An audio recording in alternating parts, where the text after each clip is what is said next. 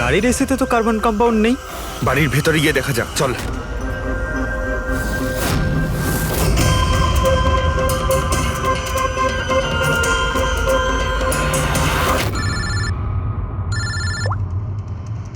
হ্যাঁ পূরবী, মেহেকের বাড়িতে কোনো কেমিক্যাল পাওয়া যায়নি? ঠিক আছে, যতক্ষণ ওই খুনি ধরা না পড়ে ততক্ষণ তুমি ওর সঙ্গেই থাকো, ঠিক আছে? স্যার, হ্যাঁ, কার্বন কম্পাউন্ড এখানে কোথাও নেই। কোথাও কোনো কেমিক্যাল পাওয়া যাবে না। বিজ্ঞানের জগৎ আর কেমিক্যালের জগতের বাইরেও আর একটা জগৎ আছে, মানুন অথবা না মানুন। চুপ, মুখ বন্ধ। যতক্ষণ বলতে না বলবো মুখ খুলবে না। রাজাবাবু, আপনার ভয়ের কোনো কারণ নেই, আমরা আছি এখানে। যতক্ষণ না ওই খুনি ধরা পড়বে সিআইডি আপনার সঙ্গেই আছে। আমার সিআইডির দরকার নেই, ইনি রয়েছেন না আমার সুরক্ষা করার জন্য।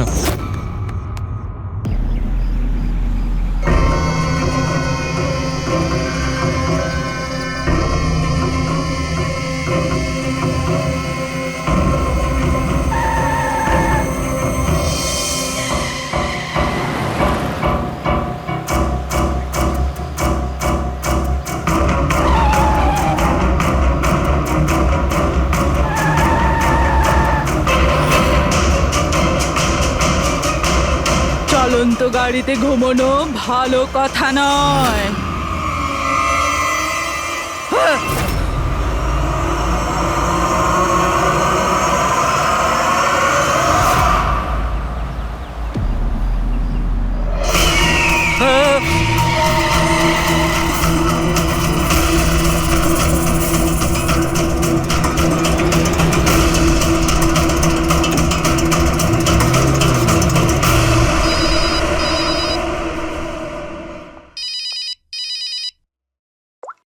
হ্যাঁ বিনীত, লীলা হেল্প মি, লীলা লীলা হেল্প মি। কি হয়েছে বিনীত? তুমি এত টেনশনে কেন? লীলা, এরা আমাকে মেরে ফেলবে। লীলা, কে মেরে ফেলবে বিনীত? তুমি কার কথা বলছো? লীলা, আই থিংক আমি জীবনে আর কখনো তোমার সাথে দেখা করতে পারবো না। লীলা, বিনীত, বাজে বকা বন্ধ করো। কোথায় তুমি? তোমার এক্সাক্ট লোকেশন বলো।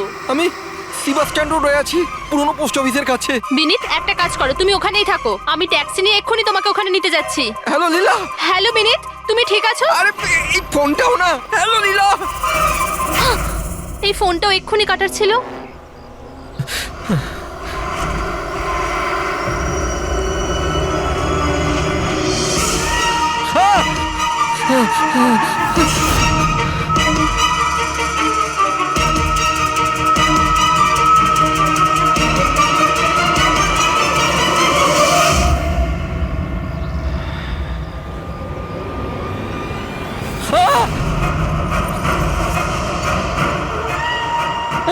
হে ভগবান, please help me.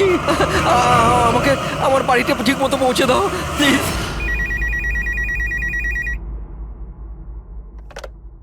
Hello, CID bureau. Hello ma'am, ma'am please আমাকে হেল্প করুন। ম্যাম, আমার স্বামী এই মুহূর্তে খুব বড় বিপদের মধ্যে আছে। কি স্যার, কি হয়েছে নাকি ওনার? ম্যাম, ওর প্রাণ সংশয় হয়েছে, কেউ ওকে মারতে চায়। ম্যাম প্লিজ ওনাকে বাঁচিয়ে নিন ম্যাম, প্লিজ। উনি কি এখন আপনার সঙ্গেই আছেন? না ম্যাম, ম্যাম এই মুহূর্তে উনি ওনার গাড়িতে আছেন, ওই সার্ভিস স্ট্যান্ড রোডের পাশে পুরনো যে পোস্ট অফিস আছে ওখানে। আচ্ছা শুনুন ম্যাম, দেখুন আমাদের দুজন অফিসার ওই এরিয়াতেই আছে। আপনি আপনার গাড়ির ডিটেলসটা বলুন। হোয়াইট ব্যাস্টার আছে আর গাড়ির নাম্বার হলো 2536। ম্যাম ওনাকে আপনি বাঁচিয়ে তো নেবেন ম্যাম। আপনি চিন্তা করবেন না, আপনার হাজবেন্ডের কিচ্ছু হবে না। ওকে, প্রবীর, অভিজিৎকে ফোন করো আর ওকে গাড়ির ডিটেলসটা দিয়ে দাও। ওকে বলো যে ব্যাপারটা আর্জেন্ট।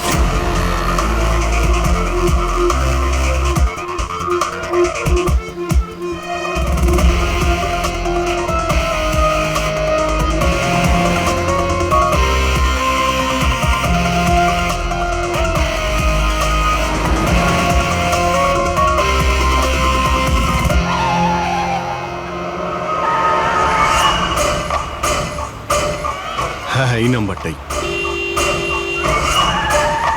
ও গাড়ি এইভাবে কেন চালাচ্ছে? এ তো অ্যাক্সিডেন্ট করে দেবে।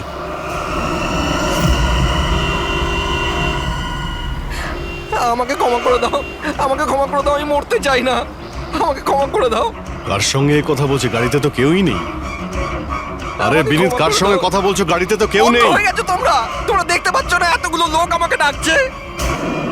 করছে কি? আমাকে ক্ষমা করে দাও, আমি মরতে চাই পাগল না। হয়ে গেছে মনে হচ্ছে। মিনিট, বিনীত, বিনীত, তোমার অ্যাক্সিডেন্ট হয়ে যাবে, গাড়িটা থামাও বলছি।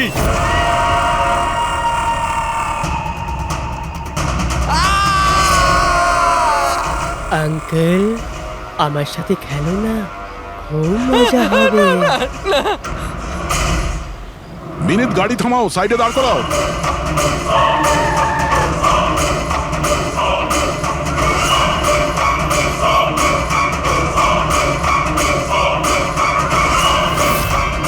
দাঁড়িয়ে যাও। Minute, minute.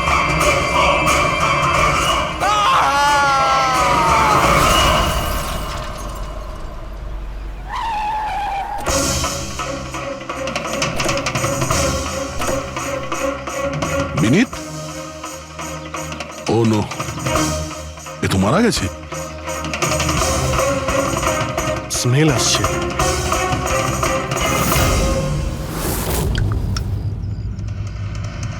মদ।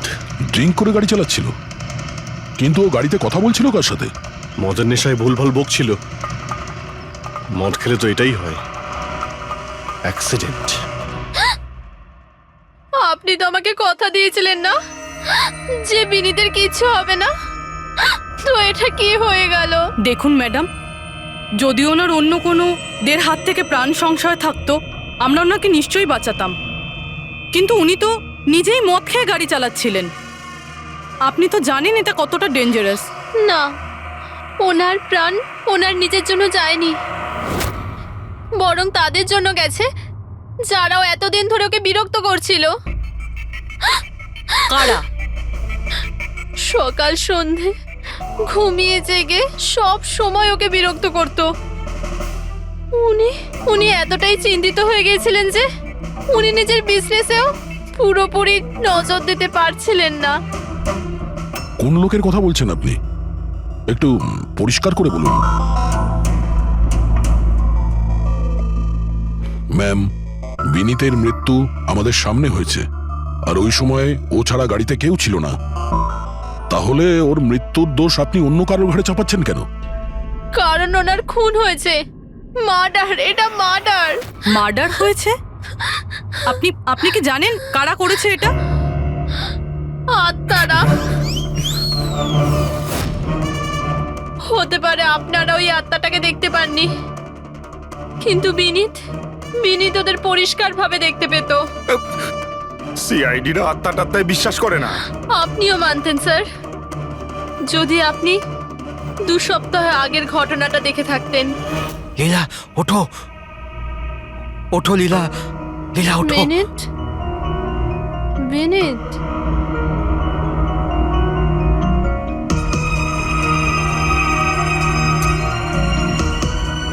বিনীত,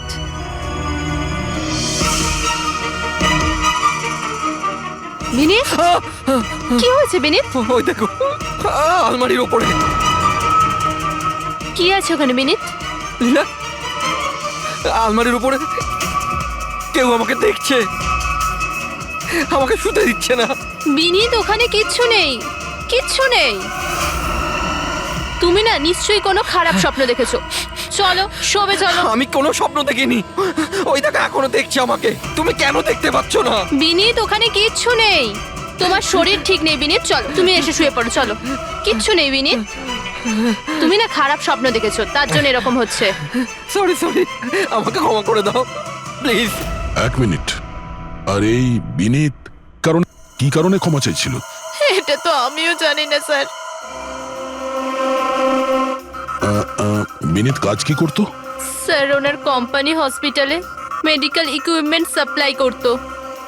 আপনি শিওর যে ওই বিনীতকে খুন আত্মাই করেছে? স্যার আমার আগে তো এটা মনে হয়নি, কারণ না তো আমি কোনোদিন কোনো আত্মা দেখেছি, আর না কোনোদিন কোনো আওয়াজ শুনেছি।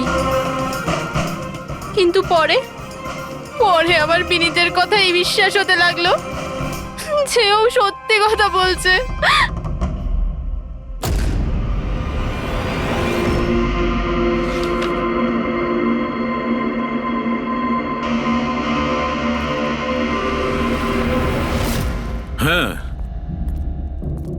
বস, এর মৃত্যুর একটাই কারণ চোখে পড়ছে, এর মাথার ওপর লাগা আঘাতটা, যেটা অ্যাক্সিডেন্টের কারণে লেগেছে। ঠিক তো ডক্টর সালুকে? আর কোনো কারণ নেই তো?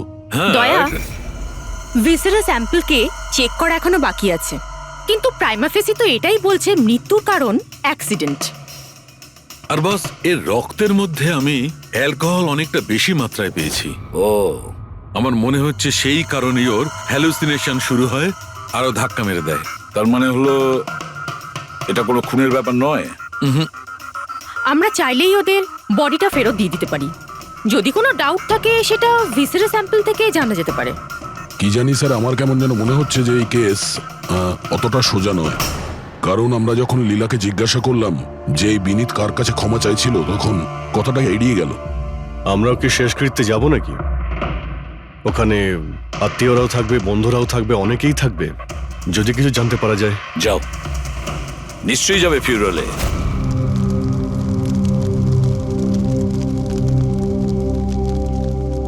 ঠিকই হয়েছে, মরে গেছে। খারাপ লোকেদের সাথে এটাই হওয়া উচিত।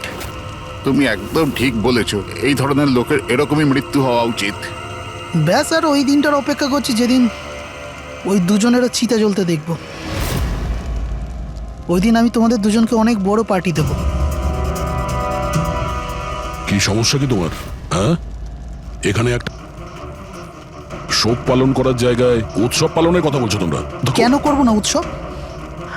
আরে আসল উৎসব তো সেদিন হবে যেদিন এই দুজনেরও চিতা জ্বলবে। ওরা দুজনে চিতায় উঠুক কি না উঠুক, তুমি সিআইডি রাতে ঠিকই আসবে। স্যার, আপনারা যদি সিআইডির লোক হন তাহলে অপরাধীদের সাহায্য করার বদলে আমাদেরকে ন্যায় বিচার দেওয়া উচিত। এক মিনিট, কি বলতে চাও পরিষ্কার করে বলো। স্যার, আমার নাম পুনিত, আর আমার বাবা পার্পল হসপিটালে ভর্তি ছিল। ভেন্টিলেটরে ছিলেন। ডাক্তারবাবু, নার্স, ডাক্তারবাবু কোথায়? Relax. আমার বাবা মারা যাবে এক্ষুনি। প্লিজ ডাক্তারবাবুকে বলুন। কি হয়েছে? কেন চিৎকার করছেন? চিৎকার করবো না তো কি করবো? আমার বাবা ওখানে মারা যাচ্ছে, আর আপনাদের স্টাফ এখানে বসে মাছি মারছে। আপনি আগে শান্ত হন প্লিজ। আপনি পেশেন্টের কাছে যান, আমি দেখছি। তাড়াতাড়ি করুন প্লিজ। হ্যাঁ, ম্যাম, একটা ঘটনা ঘটে গেছে। কি সমস্ত হয়েছে? ভেন্টিলেটর এক এক করে বন্ধ হচ্ছে। কি? হ্যাঁ ম্যাডাম, আমাদের দুজন ডাক্তার ম্যানুয়ালি অক্সিজেন দেওয়ার চেষ্টা করছে। ম্যাডাম, সবার সাথে এরকম হওয়াটা ঠিক নয়। যদি ভেন্টিলেটর ঠিক না হয় তাহলে পেশেন্টরা মরে যাবে। আরে আস্তে বলো। আরে আরে এটা হসপিটালের রেপুটেশনের ব্যাপার। এটা যদি পেশেন্টের বাড়ির লোকেরা জানতে পারে না, তাহলে একটা ঝামেলা হয়ে যাবে। ডক্টর, আপনারা প্লিজ 2 মিনিট সময় দিন, আমরা সলিউশন বার করছি। ম্যাম, এক এক করে সব ভেন্টিলেটর বন্ধ হয়ে যাচ্ছে। তুমি যাও, বাকি ওয়ার্ডসগুলো চেক করো, যাও। Okay ma'am.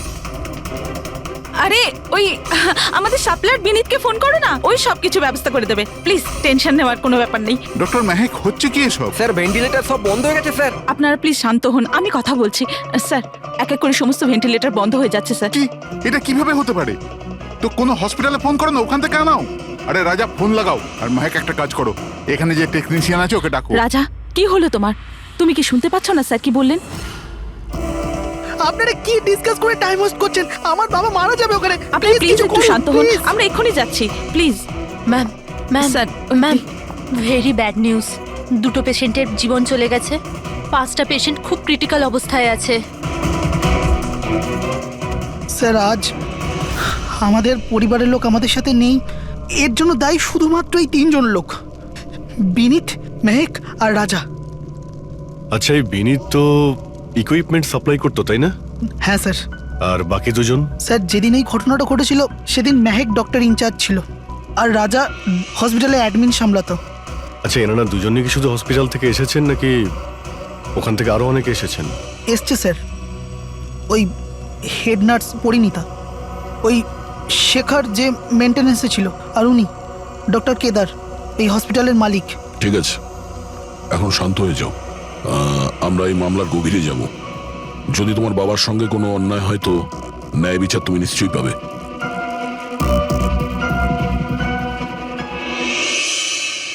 এখন বুঝতে পারছি বিনীত ক্ষমা চাইছিল কেন। আমাকে ক্ষমা করে দাও, আমি মরতে চাই না। আমাকে ক্ষমা করে দাও। আর এটাও বুঝতে পারছি যে বিনীতের মৃত্যুতে সবাই এত খুশি কেন। তার মানে বিনীতের মৃত্যুর কারণ যে কেউ হতে পারে। আর বিনীতের পরে খুনির পরের শিকার এদের দুজনের মধ্যে কেউ হতে পারে।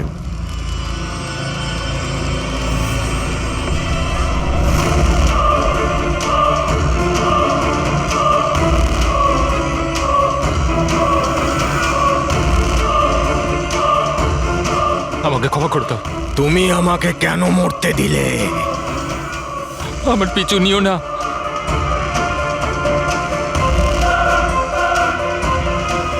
এরা এরা কথা কার সঙ্গে বলছে?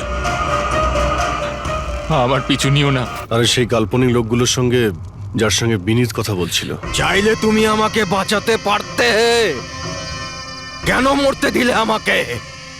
এবার তুমিও মরার জন্য তৈরি হয়ে যাও। আর এই মহিলারও একই কেস মনে হচ্ছে। ছাড়, ছাড় আমায়, ছাড় আমায়, আগুনের দিকে টানিস না। আমার কোনো দোষ নেই এতে। ছাড়, ছাড়, ছাড়, এই, ছাড় আমায়, ছাড় এই। আমায়, ছাড়, ছাড়, টানিস না আমায় আগুনের দিকে, ছাড়। আরে কি করছো নাকি? আরে, কি করছো? এদিকে এসো। আরে তুমি কি করছিলে? হ্যাঁ, আমি একটু ডিস্টার্ব আছি, এতে আপনারা কি করবেন? আমার ডিস্টারবেন্সের সাথে আমায় নিজেকেই লড়তে হবে। তুমি এদিকে এসো, একটু দূরে দাঁড়াও, ওই দিকটায় যাও। তাহলে অনেক লোক আছে যারা বিনীতের মৃত্যু সংবাদ শুনে আনন্দিত, হ্যাঁ? হ্যাঁ স্যার, আর এখন ওরা মেহেকার রাজার মৃত্যুর খবর শুনতে চাইছে। রাজা আর মাহাকের ব্যবহারটাও খুব একটা নর্মাল লাগছিল না স্যার, অনেকটা ভয়ে ভয়ে ছিল স্যার, বিনীতের মতো। স্যার, ভিসারের স্যাম্পলের রিপোর্ট চলে এসেছে। গুড। কোনো গন্ডগোল আছে? হ্যাঁ,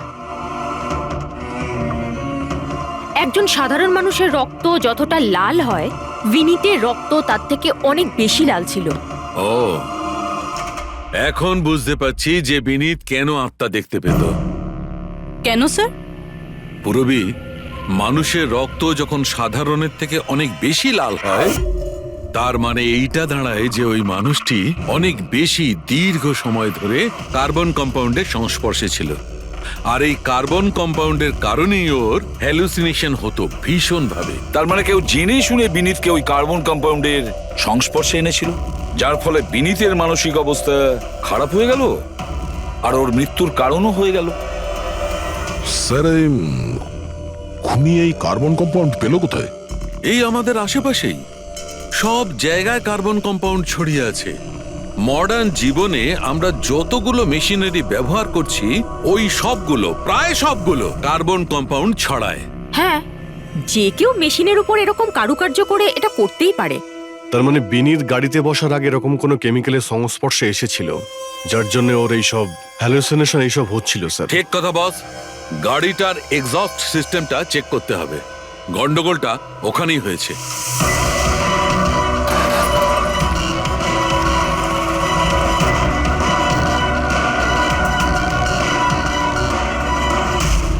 সালুঙ্কে স্যার তো ঠিকই বলছিলেন স্যার, পেট থেকে তো কেমিক্যাল বেরিয়ে আসছে। একটা কথা তো তাহলে ঠিক পঙ্কজ, ওই আত্মা টাত্মা বলে কিচ্ছু ছিল না।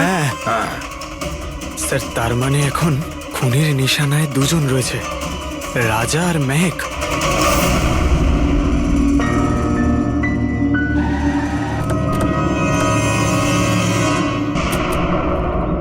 শ্মশানে রাজার ব্যবহারটা খুব একটা ঠিক ছিল না, এখনো ওর মানসিক অবস্থা ঠিক নয়।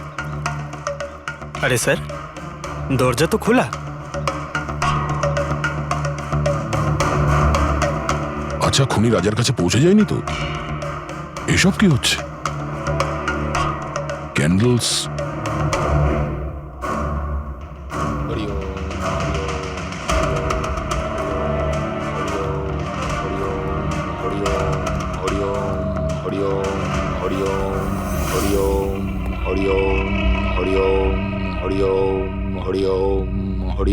রাজা,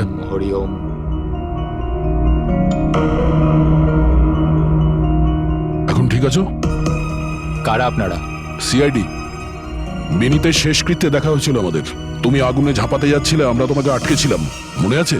ঝাঁপ দিতে যাচ্ছিলে, আমরা তোমাকে। এবার আপনাদের আমাকে আটকানোর বা বাঁচানোর কোনো দরকার নেই। যতক্ষণ বিনীতের খুনি ধরা না পড়বে, তোমারও প্রাণের সংশয় আছে। আচ্ছা, একদম ঠিকঠাক বলো, ওই 12 জন রোগীর মৃত্যু কি তোমার গাফিলতিতে হয়েছিল? খবরদার বলছি, আমার ওপর এরকম নোংরা আর মিথ্যা অপবাদ দেবেন না। আমি নির্দোষ, আমার জন্য কেউ মরেনি। শান্ত হও, শান্ত হও। রাজাকে অনেক কষ্টে শান্ত করেছি, ওকে ডাকাবেন না। আপনি কে? আমার নাম শ্লোক। আমি রাজাকে এই খারাপ সময় থেকে বার করে আনবার চেষ্টা করছি। ও, তার মানে আপনি সাইকিয়াট্রিস্ট? সাইকিয়াট্রিস্ট নয়, সাইকি, মিডিয়াম। এই জগৎ আর অন্য জগতের সঙ্গে একটা সেতু ভেবে নাও। অন্য জগৎ? অন্য আবার কোন জগৎ? ওই আত্মাদের জগৎ। যদিও আমরাও একটা মাধ্যম, অপরাধ দুনিয়া থেকে নিয়ে জেলের ভেতর গারদের পেছনে পৌঁছানোর পুল। হ্যাঁ, আপনারা আমাকে জেলে পাঠাবার চেষ্টা করছেন কেন? আমি তো রাজাকে আত্মাদের থেকে বাঁচাবার চেষ্টা করছি। রাজাকে আত্মার থেকে নয়, কেমিক্যাল পয়জন থেকে বাঁচানোর দরকার। আর বন্ধ করো তোমার এই ঢং, বুঝেছো? স্যার, ও কোন দিকে ইঙ্গিত করছে? ওই বুড়ো লোকটার দিকে, যে এসি নিচে দাঁড়িয়ে রয়েছে। ও কার কথা বলছে? আমি তো কাউকে দেখতে পাচ্ছি না। আমিও দেখতে পাচ্ছি না। মানুন বা না মানুন, এই ঘরের মধ্যে কোনো শক্তিশালী আত্মা আছে যে রাজার ক্ষতি করতে চাইছে। এক্ষুনি জেনে যাবেন।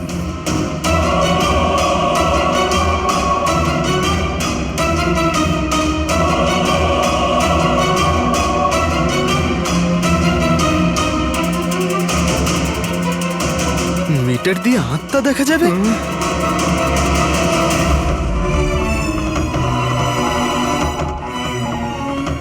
দেখলেন, ওই আত্মাটা এসির পাশেই আছে। আমার ইএমএফ মেশিন মিথ্যে বলবে না।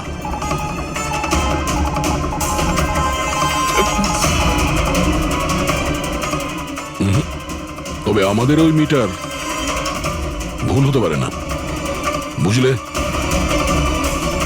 ফ্রেডি? মনে হচ্ছে রাজারও কার্বন কম্পাউন্ডের অ্যাকশন ওর গাড়ির থেকেই হয়েছে। একটা কাজ করো, এই মিটারটা নিয়ে যাও, ওর গাড়িটা চেক করো। ফ্রেডি। পঙ্কজ, তাহলে বলো, তুমি বিনীতের ফিউরিনালে কি দেখেছো? আমি কাউকে দেখিনি, আমি কিছু দেখিনি। মিথ্যে কথা বলো না। যদি কিছু দেখেই না থাকো তাহলে পালালে কেন? আমি মিথ্যে বলছি না, আমি সত্যি কাউকে দেখিনি। আচ্ছা, হাসপাতালে যে 12 জন মারা গিয়েছিল সেটা কি তোমার গাফিলতির জন্যই হয়েছিল? আমার গাফিলতিতে? দেখুন, আমার দ্বারা যতটা সম্ভব আমি সব চেষ্টা করেছি। আমি ডাক্তার কেদারের সঙ্গে কথা বলেছিলাম, কিন্তু উনি তো কোনো অ্যাকশনই নিলেন না। তাহলে আমি আর কি করতে পারি? আচ্ছা, তার মানে হলো এটা ডক্টর কেদারের ভুল। ওনার থেকেও তো বেশি দোষ ছিল ওই রাজা। ওর একবার দেখা উচিত ছিল যে ভেন্টিলেটরস গুলো কাজ করছে কি না, ওগুলো সময় মতো সার্ভিসিং হচ্ছে কি না। তাহলে কি দোষী রাজা? রাজা আর বিনীত দুজনেই। বিনীতেরও ভেন্টিলেটর সাপ্লাই করার আগে দেখে নেওয়া উচিত ছিল যে ওগুলো ঠিকঠাক কাজ করছে কি না। কতগুলো জীবন নির্ভর করছিল ওই ভেন্টিলেটরস গুলোর উপরে। মনে হচ্ছে রাজা আর বিনীতের জন্য তোমার মনে অনেক রাগ আছে। বিনীতের মৃত্যুতে নিশ্চয়ই খুশি হয়েছো তুমি? এটা কি বলছেন আপনি? একদমই না। আমি একজন ডক্টর, আর আমার কাজ হলো একজন পেশেন্টের জীবন বাঁচানো। কারণ মৃত্যুতে আমি কি করে খুশি হব?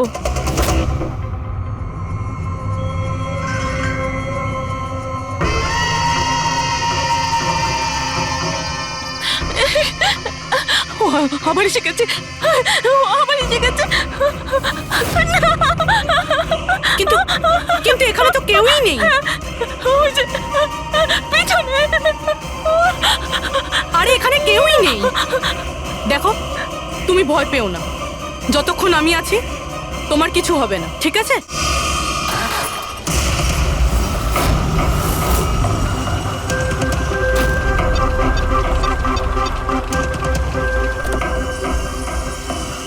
গাড়ির এসিতে তো কার্বন কম্পাউন্ড নেই। বাড়ির ভেতরে গিয়ে দেখা যাক, চল।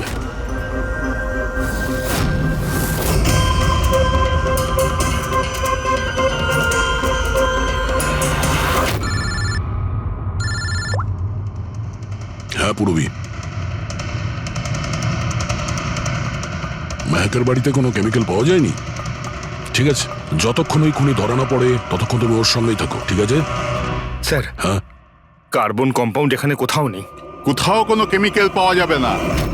বিজ্ঞানের জগৎ আর কেমিক্যালের জগতের বাইরেও আর একটা জগৎ আছে, মানুন অথবা না মানুন। চুপ, মুখ বন্ধ। যতক্ষণ বলতে না বলবো মুখ খুলবে না। রাজাবাবু, আপনার ভয়ের কোনো কারণ নেই, আমরা আছি এখানে। যতক্ষণ না ওই খুনি ধরা পড়বে সিআইডি আপনার সঙ্গেই আছে। আমার সিআইডির দরকার নেই, ইনি রয়েছেন না আমার সুরক্ষা করার জন্য। আরে এটা কিভাবে সম্ভব? না রাজার বাড়িতে কেমিক্যাল পাওয়া গেছে আর না মেহেকের বাড়িতে পাওয়া গেছে, এটা কি করে সম্ভব? স্যার, আমরা রাজার বাড়িটাকে ভালো করে চেক করেছি, এক একটা কোণা দেখেছি, ওই গাড়িটাও চেক করেছি, কোথাও কিছু পাওয়া যায়নি। হ্যাঁ, কিন্তু দয়া, যদি কোনো কেমিক্যাল ব্যবহারই না হয়ে থাকে তাহলে রাজা আর মেহেকের হ্যালোজুলেশন হলো কি করে? কোনো তো একটা কারণ থাকবে। আর স্যার, যেভাবে বিনীতের কারের এসিতে কেমিক্যালের ব্যবহার করা হয়েছে, এটা কোনো আনপ্রফেশনাল কেউ করেছে বলে আমার মনে হয় না। একটা কাজ করা যাক, যারা মারা গেছে তাদের বাড়িতে দেখো, হয়তো কেউ থাকতে পারে যে কেমিক্যালের বিষয়ে খুব ভালো করে জানে, বা কেউ কেমিক্যালের এক্সপার্ট।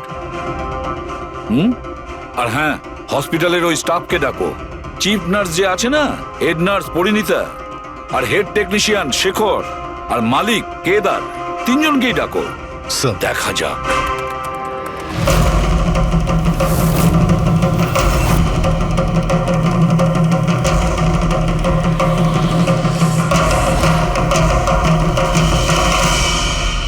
তোমার নাম শেখর, তাই তো? Yes sir. হসপিটালের হেড মেকানিক, মেইন টেকনিশিয়ান। তার মানে হসপিটালে যদি কোনো মেশিনে প্রবলেম হলে সবার প্রথমে তোমার কাছে খবর আসে। হ্যাঁ স্যার, ঠিক। তাহলে হসপিটালের ভেন্টিলেটর খারাপ ছিল সেটা তুমি জানতে না? স্যার, প্রথম থেকেই জানতাম। তাহলে কেন কিছু করনি? কাউকে কিছু বলনি কেন? হ্যাঁ স্যার, এতে আমার কোনো দোষ নেই। তাহলে কার ভুল ছিল? স্যার, আমি প্রথমেই মেহেককে ভেন্টিলেটরের ব্যাপারে বলেছিলাম যে ভেন্টিলেটরসে প্রবলেম আছে আর যে কোনো সময় খারাপ হতে পারে। এটা তুমি ভেন্টিলেটর বন্ধ হওয়ার আগেই জানিয়েছিলে? ইয়েস স্যার, এক সপ্তাহ আগে। ম্যাম, আমি আপনাকে একটা নোটিশ পাঠিয়েছিলাম, ওয়ার্ডের ভেন্টিলেটরগুলো ঠিকমতো কাজ করছে না। ও, আমি তোমার চিঠিটা পড়েছি শেখর, তুমি টেনশন নিও না, আমি কিছু একটা করছি। কিন্তু ম্যাম, ব্যাপারটা খুব আর্জেন্ট। হ্যাঁ হ্যাঁ, আমি জানি। ডক্টর মেহেক, ইয়েস ম্যাম আপনাকে অ্যাকাউন্টস ডিপার্টমেন্টে এক্ষুনি ডেকেছে। ও হ্যাঁ, আসছি। ডোন্ট ওয়ারি শেখর, আমি নিশ্চয়ই কিছু ব্যবস্থা নেব, পাক্কা। কিন্তু স্যার, উনি আমার কথাটা সিরিয়াসলি নিলেন না। হ্যাঁ, মেহেক ভেন্টিলেটরস খারাপ হওয়ার সময় পেশেন্টদের বাঁচানোর খুব চেষ্টা করেছিল, কিন্তু রাজা স্যার এত ঘাবড়ে গেলেন যে কিছু করতেই পারলেন না। শেখর বাবু, তুমি কতটা সত্যি বলছো আর কতটা মিথ্যে সেটা তো আমরা জেনেই নেব। স্যার, মেহেকের কোনো ভুল ছিল না, ও ভেন্টিলেটর খারাপ হওয়ার কথা আমাকে প্রথমেই বলে দিয়েছিল। তারপর আপনি কি করলেন? স্যার, আমি হসপিটালের অ্যাডমিন হেডকে বলে দিয়েছিলাম, রাজাকে, কারণ হসপিটালের যতগুলো মেশিন আছে সেগুলো দেখাশোনার দায়িত্ব অ্যাডমিন হেডেরই। তাহলে এই সমস্ত কিছু আপনি রাজাকে বললেন আর আপনার দায়িত্ব শেষ হয়ে গেল। আপনি তো এই হসপিটালের মালিক, তাই না? তাহলে এভাবে দায়িত্ব শেষ হয়ে যায় কি করে আপনার? স্যার, আমি আমার দায়িত্ব পালন করেছি, সেই জন্য তো আমি নিজে গিয়েছিলাম রাজার কেবিনে। রাজা। হ্যাঁ স্যার। এসব কি করছো? আরে এগুলো দরকারি নয়, এতগুলো রোগীর শ্বাস প্রশ্বাস ভেন্টিলেটরের সাহায্যেই চলছে, আর তুমি এখানে বসে আছো। আরে কিছু করো। হ্যাঁ স্যার, আমি এক্ষুনি সাপ্লাইয়ের সাথে কথা বলে ভেন্টিলেটর চেঞ্জ করে দিচ্ছি। প্লিজ প্লিজ তাড়াতাড়ি করো। স্যার, আমি বুঝতে পারছি না যে ও ভেন্টিলেটর কেন পাল্টালো না। আমি অবাক হচ্ছি স্যার যে কেউ কেদার বাবুর দিকে আঙুল তুলছেন না। সবাই রাজা, বিনীত আর মেহেকের পিছনে পড়ে আছে। সেটাই তো, হসপিটালের মালিক না কেদার বাবু? তাহলে এই সমস্ত কিছুর দায়ভারও কেদার বাবু আপনার। কিন্তু স্যার, এবারে আমি নিজে গিয়ে তো ঠিক করতে পারি না ভেন্টিলেটর। স্যার, আমার কাজ হলো কনসার্ন ডিপার্টমেন্টকে ইনফর্ম করা, আর আমি সেটা করে দিয়েছিলাম। বরং আমি বিনীতের সঙ্গে নিজে কথা বলেছিলাম, আমি ওকে বলে দিয়েছিলাম যে যদি এগুলো রিপেয়ার করা যায় তো রিপেয়ার করুক, নাহলে চেঞ্জ করে দিক, কিন্তু ও কোনো অ্যাকশনই নিল না। এ কোনো অ্যাকশন নেয়নি, সে কোনো অ্যাকশন নেয়নি, আপনি কি অ্যাকশন নিয়েছিলেন? আর দোষ দিচ্ছেন বিনীতকে, যে কিনা মারা গেছে, বা রাজার, যে উত্তর দেওয়ার পরিস্থিতিতে নেই। স্যার, যেটা সত্যি ছিল ওটা আমি আপনাদের বলে দিলাম, সেটা এবার মানবেন কি মানবেন না স্যার আপনাদের ব্যাপার। পরিণীতা, স্যার। হসপিটালের হেড নার্স। তাহলে তুমি হসপিটালের ব্যাপারে নিশ্চয়ই সবকিছু জানো। হ্যাঁ স্যার। তাহলে এবার সত্যি করে বলো, এই যা কিছু হয়েছে কার গাফিলতির কারণে হয়েছে? তাড়াতাড়ি বলো। হ্যাঁ স্যার, বলছি। আমার সাথে বিশ্বাসঘাতকতা করার চেষ্টা করো না রাজা। আর হ্যাঁ, যদি মেশিনে কোনো ফিজিক্যাল ড্যামেজ থাকে তাহলে সেটা ওয়ারেন্টিতে আসে না। যদি তোমার নতুন ভেন্টিলেটর চাই তাহলে তোমাকে পুরো কস্ট পে করতে হবে, বুঝেছো? আমি তোমার থেকে বাজে লোক আজ অব্দি আমার জীবনে দেখিনি। এবার থেকে না তো আমাদের হসপিটাল তোমার থেকে কিছু কিনবে, না তো শহরের আর কোনো হসপিটাল। শোনো, এসব হুমকি অন্য কাউকে দেবে। তুমি জানো না আমি কে, যা করার করে নাও।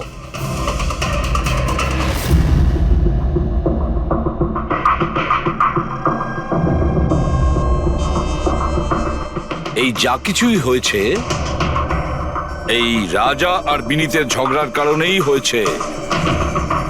দুজনের ঝগড়াতে স্যার এতগুলো লোকের প্রাণ চলে গেল। তবে নতুন ভেন্টিলেটরের ব্যবস্থা রাজার করা উচিত ছিল। স্যার, এই রোগীদের পরিবারের মধ্যে 3 জন এমন আছে যারা কেমিক্যাল ইঞ্জিনিয়ারিং করেছে।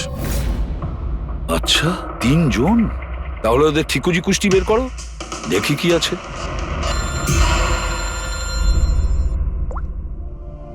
Hello ACP Pradyuman. হোয়াট? ঠিক আছে, আমরা এক্ষুনি পৌঁছচ্ছি। কি হয়েছে স্যার? রাজা মারা গেছে।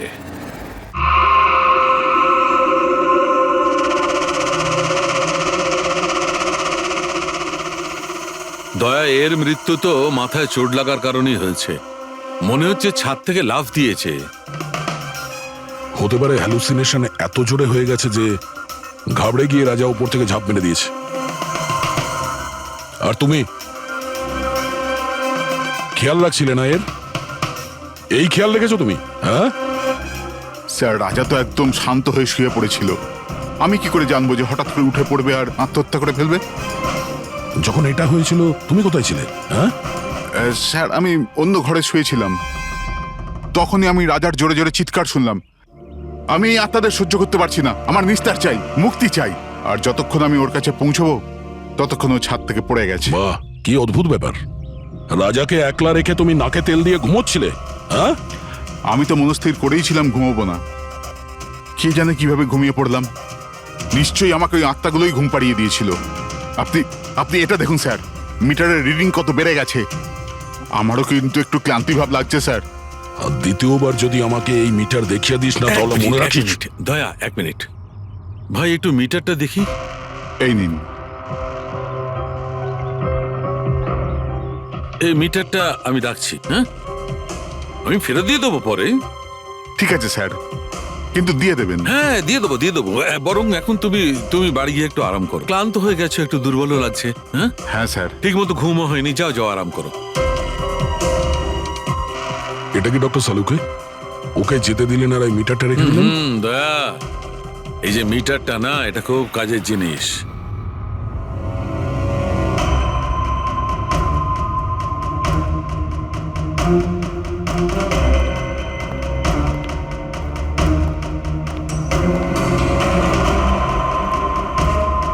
এই ঘরটা চেক করছি। হ্যাঁ ডক্টর, নেই। ওপরে যাওয়া যাক।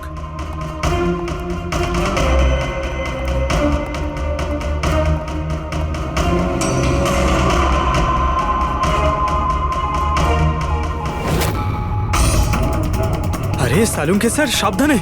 এই নিডলটা তো একেবারে জঙ্গলি ঘোড়ার মতো দৌড়চ্ছে। মাই গড, আমরা এখানে এইভাবে দাঁড়িয়ে থাকতে পারি না দয়া। আমাদের প্রোটেক্টিভ পোশাক পরতে হবে। Protective gears? ওটা কি কারণে ডক্টর? আরে দয়া, আমাদের সুরক্ষার জন্য।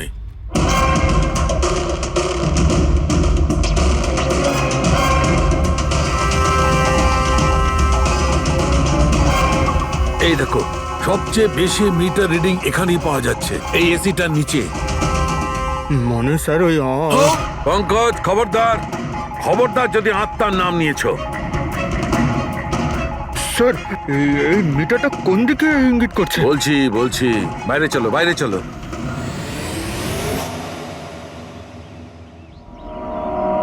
দেখেছো দয়া, এটা হচ্ছে ইএমএফ। ইলেকট্রোম্যাগনেটিক ফিল্ড ডিটেক্ট করে এটা। ইলেকট্রোম্যাগনেটিক ফিল্ডস এগুলো তো আজকাল সব ইলেকট্রিক অ্যাপ্লায়েন্সের মধ্যে হয় ডক্টর, টিভি, ফ্রিজ এর একদম মধ্যে। ঠিক দা, কিন্তু ওই অ্যাপ্লায়েন্স গুলোর ইএমএফ হিডেন থাকে, লুকোনো থাকে, যাতে মানুষের উপর খারাপ প্রভাব না পড়ে। কি খারাপ প্রভাব? এইটার কারণে লোকেদের নশিয়া হতে পারে, ঘুম না হতে পারে, মন খারাপ হতে পারে। আর যদি অনেকক্ষণে সংস্পর্শে থাকে তাহলে হ্যালুসিনেশন হওয়াটা কোনো বড় কথা নয়। ও, তার মানে রাজার এই হ্যালুসিনেশন কোনো কেমিক্যালের জন্য হয়নি, নিজের ঘরের ইলেকট্রনিক জিনিসপত্রের জন্যই হয়েছে, কারণ ওগুলোর ইএমএফ ঢাকা ছিল না। একদম। তার মানে কেউ জেনে বুঝে এগুলোকে গন্ডগোল করে দিয়েছে। হতে পারে দা। এমনিতেই রাজা মনে মনে খুব কষ্ট পাচ্ছিল, খুব দুঃখ পেয়েছিল রোগীদেরকে বাঁচাতে পারেনি বলে। সেই জন্য হ্যালুসিনেশন ওর কাছে আফসোসের রূপে ধরা দিয়েছিল।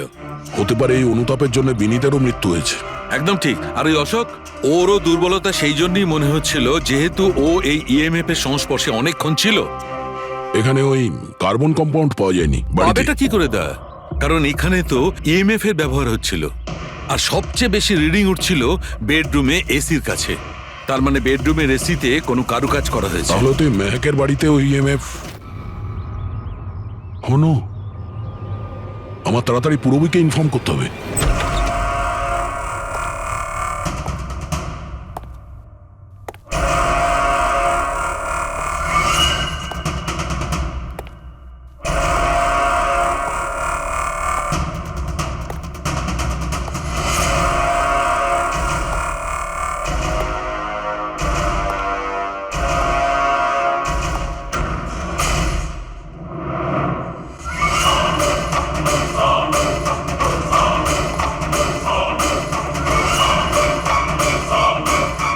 আমাকে একবার মেরে শান্তি হয়নি তোমার? আমাকে আবার মারতে এসেছো?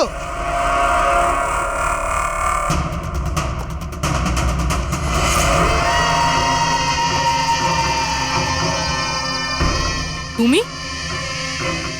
আমি তোমাকে সেলফ ডিফেন্সে মেরেছিলাম। আর তাছাড়া তুমি একজন অপরাধী। অপরাধীদের কি পরিবার থাকে না? তোমার জন্য আমার মেয়ে অনাথ হয়ে গেছে, আর এই রক্ত দেখছো, সব তোমার জন্য। আমি আর তোমাকে ছাড়বো না। দেখো, আমার কাছে আসবে না, আমি কিন্তু মেরে দেবো। আমি তোমাকে ছাড়বো না। আমার কাছে আসবে না, আমি কিন্তু বলছি মেরে দেবো। আমি বলছি আমার কাছে আসবে না, আমি মেরে। পূরবী, কি করছো তুমি? ছাড়ো এটা। স্যার, ওই যে ওই লোকটা।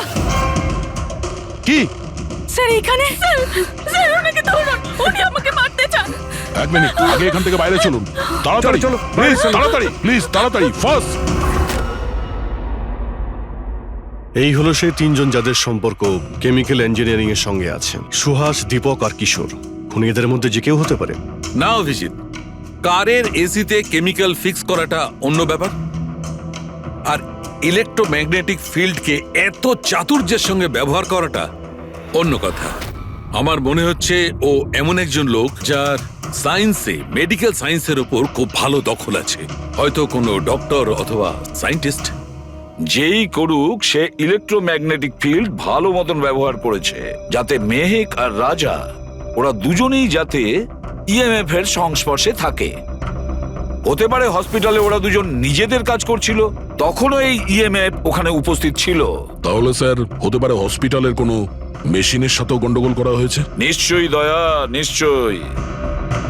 আর এটা ওই করেছে, হসপিটালের ভেতরেরই কেউ। তাহলে এই হলো সেই জায়গা যেখানে মেহেক আর রাজা বসতো। হ্যাঁ স্যার। আর কে কে যাওয়া আসা করতো এখানে? স্যার শুধু স্টাফেদেরই ভেতরে যাওয়ার পারমিশন ছিল, তাও যদি কোনো কাজ থাকতো তাহলে। মানে বাইরের কেউ এখানে ঢুকতেই পারতো না। না স্যার, এমনকি রুগীদেরও এখানে ভেতরে আসার অনুমতি ছিল না। তার মানে তো এটা বোঝা গেল যে স্টাফেদের মধ্যেই কেউ, মানে আপনাদের মধ্যেই কেউ একজন খুনি। এ আপনি কিভাবে বলতে পারেন? এটা আমরা বলছি না, এটা এই ইএমএফ মেশিনটাই আমাদের সবকিছু বলে দিয়েছে। আর এই ইএমএফ মেশিনের হিসাবে এই এসির সাথে কোনো গন্ডগোল করা হয়েছে। তার মানে রাজা আর মেহেককে মারার চেষ্টা করা হয়েছিল, কিন্তু বেচারা রাজা মারা গেছে। এসির সাথে গন্ডগোল? কি বলছেন আপনি? আমি তো কিছু বুঝতেই পারছি না। এই কথাটা এই রুমে থাকা শুধুমাত্র সেই বুঝতে পারবে যে নিজেই খুনি। আর ও আজ এখানে প্রোটেক্টিভ গিয়ার পরে এসছে, যাতে ইলেকট্রোম্যাগনেটিক ফ্রিকোয়েন্সিতে তার কোনো ক্ষতি না হয়, তাই তো? কি? কে সে?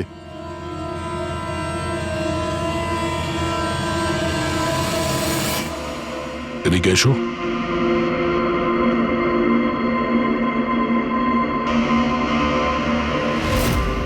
ফ্যাশন সেন্স তো তোমার খুব ভালো, শেখর।